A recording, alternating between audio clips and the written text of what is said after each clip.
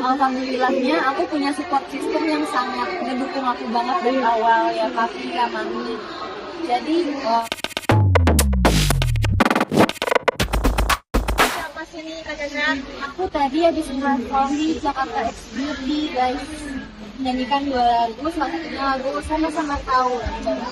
Kan mungkin antusias banget menonton Caca lagi. Ada apa sih kerja energi kakak tuh seperti apa nih? Aku senang karena kalau misalkan sebelumnya itu aku selalu harus ada chit-chatnya dulu, membangun chemistry antara aku dan yang nonton yang dengerin.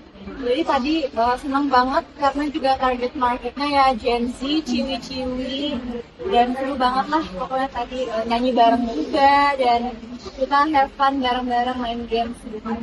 Udah warawiri nyanyi ke sana kemarin, mungkin job kakak juga lagi sebenarnya lagi kemarin seperti apa sih kak untuk melawan itu semua? Kan awalnya kak itu tadi bilang bahwa kak itu introvert. Nah, introvert apa sih dulu kan?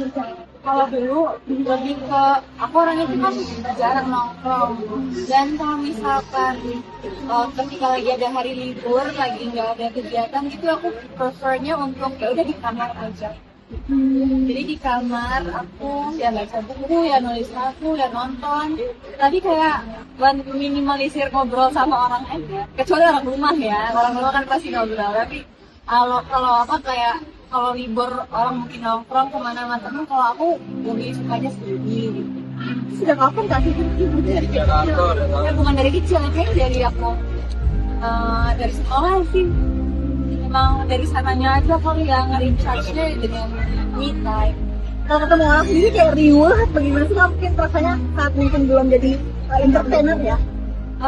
Dulu mungkin lebih kayak nggak pede aja sih, kayak bingung ngobrol sama orang kayak gimana gitu, maksudnya kayak kalau ke kamera. Tapi kalau makin kesini kayaknya udah nggak begitu kerasa kayak gitu sih, karena udah biasa juga kan.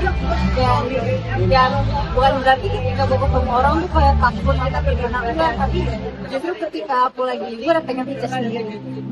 Nah, kalau dari zona nyaman sendiri seperti apa sih kan sampai akhirnya tuh beraniin diri untuk udah deh nggak apa deh aku jadi penyanyi gitu. Awalnya ya karena aku kayak punya satu lagu yang pertama aku tulis itu, dan kayak aku pengen orang-orang dengar aja lagu itu. Jadi mau nggak mau kan aku harus tampil juga, aku harus ya menceritakan tentang lagu ini yang tadinya aku umpetin tapi satu Indonesia jadi dengar gitu kan. Awalnya culture shock jujur, karena ya public speaking aku masih bingung-bingung, terus ngomong sama orang juga kayak kagok. Tapi kalau sekarang udah better banget ya, karena aku juga kayak belajar banyak juga sih ya dari papi yang mungkin udah dari lama di NTT ngajarin aku banyak hal juga. Jadi ya itu sih, jadi seiring berjalannya waktu ya udah nggak ngerasa tertutup dan malu.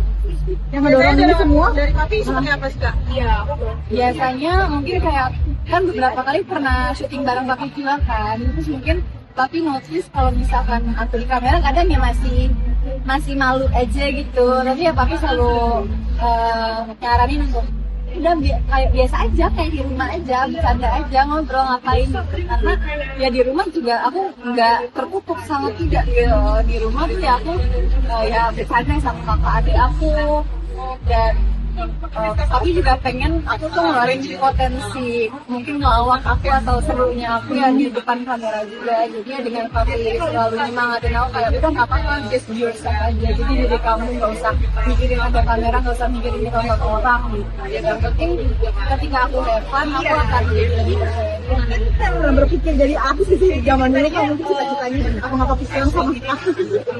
enggak lagi kayaknya enggak, karena walaupun apa ya dari dulu tuh kayak karena lumayan ada rebelnya gitu loh, kayak mungkin pernah disaranin dulu kamu jadi penyanyi aja, nggak mau gitu, masih kecil kan, masih SD gitu. Jadi kayak nggak pernah kepikir juga jalan aku ternyata ya di sini, karena ya dari awal mungkin hobi aku macam-macam, aku lebih suka gambar, aku lebih suka hal-hal yang lain, nggak pernah fokus ke musik waktu kecil. Tapi ketika udah SMP, SMA tuh aku udah mulai belajar instrumen sendiri. Jadi kayak walaupun waktu kecil pernah disuruh gitu ya, disuruh jadi penyanyi atau artis gitu. Tapi ketika udah gede aku menemukan passion aku sendiri tuh, kalau ya ternyata sama dengan apa yang Mami pengen dan Mami pengen. Awal mulai itu malu nggak sih? Awal mulai itu aduh gue harus jadi Apa jadi tantangan tersendiri nih, Cak? Apanya? Apa menjadi tantangan tersendiri yang tadinya malu akhirnya bisa? Ya, pasti sangat sih, sangat, karena kayak kan mau nggak mau ya harus tampil di depan, harus sekarang juga harus belajar stage act, nyanyi juga harus dibagusin, komunikasi dengan audiens juga harus dibelajarin juga. Jadi ya yang tadinya mungkin pressure, yang tadinya aku bingung, jadi kedorong juga untuk ya aku pengen nampilin yang terbaik. memberanikan dirinya seperti apa sih Kak untuk ya udah deh gue buang nih rasa malu gue, rasa introvert gue itu kan gak mudah. Nah itu juga nggak sehari dua hari sih, itu ya bertahun-tahun juga menurut aku ya, karena sampai sekarang pun juga aku masih belajar banget untuk ya beneran pengen lebih kebuka lagi gitu untuk karya-karya aku, lebih jujur lagi di karya-karya aku. Itu caranya aku juga bingung. Itu sih kayak mendengarkan mungkin ada ya komentar papi mami, pokoknya yang menurut aku membangun ya pasti akan aku terapkan dan aku akan belajar. Tapi aku juga nge-filter kayak mungkin ada orang lain yang mungkin netizen atau siapa yang komentarnya juga kan ada yang positif, ada yang negatif juga. Ya aku main filter kayak yang mana yang bisa membangun aku, yang mana yang emang cuma pengen jatuhin aku. Mungkin jadi artis ini kaget gak sih melihat mungkin ocehan netizen kayak ini kayak gitu Ya lagi kayak situasi kayak mental kena gitu. Alhamdulillahnya aku punya support system yang sangat ngedukung aku banget dari awal ya, papi ya mami. Jadi walaupun mungkin waktu awal-awal ya banyak lah ya komentar-komentar yang tidak mengenakan gitu, ya sempet sih ada yang kayak kebaca dan kayak jadi mikir kayak aku jadi percaya apa yang mereka omongin gitu, padahal aku tahu itu nggak benar. Itu negatifnya di situ sih, ketika kita nggak ada pegangan yang lain, kita nggak ada support system yang mungkin akan terhasut dengan komentar jahat ya.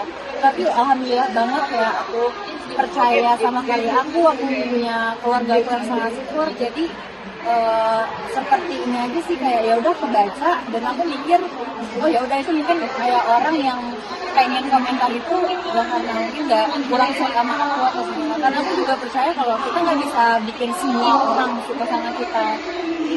Ya kita juga mungkin kan ada satu orang yang kayak kita kurang suka gitu, and it's normal, itu manusia aja, nggak semua yang kita lakukan harus please everyone. Jadi ya yang penting aku fokus sama diri sendiri aja sih, nggak mikirin komentar yang enggak enak. Pernah nangis sampai nggak percaya diri gitu, masih udah alhamdulillah dengan keren gitu, pernah sampai gitu gitu nggak?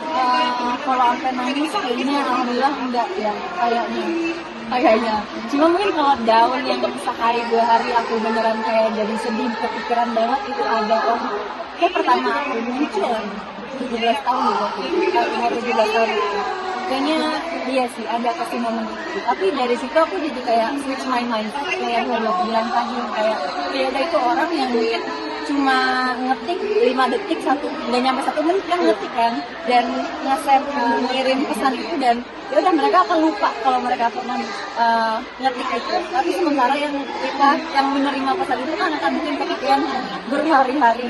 Jadi kayak ngapain kita mikirin kalau mereka aja udah lupa, mereka aja nggak begitu peduli sama kita sukses apa enggak gitu. Dan sampai sekarang aja kamu udah kasih tahu udah melejit suka demam panggung. Iya. Itu tujuan. Selalu sih kayaknya itu ketika aku di panggungnya aku akan udah nggak nervous lagi, tapi mungkin kayak aku banyak mikir kayak aduh nanti audiensnya gimana ya, crowdnya gimana ya, nanti apakah aku nyanyinya bakal lupa lirik nggak ya, kayak gitu. Biasanya ketakutan aku itu sih kalau di nyanyi kayak takut banget lupa lirik, terus sama takut ngeblank, sama kayak crowdnya akan kayak gini. Cuma kalau misalnya udah di panggung, udah aku jalanin semua, ya udah alhamdulillah sih selama ini lancar. Kayak kebiasaan sebelum panggung tuh kayak Itu emang kayak salah satunya demam panggung itu udah kayak rutinitas aja. Tapi sekali itu kayak udah jadi happy, karena energi aku selain aku yang merecharge ketika nyanyi ya dari penonton juga sih ketika di panggung.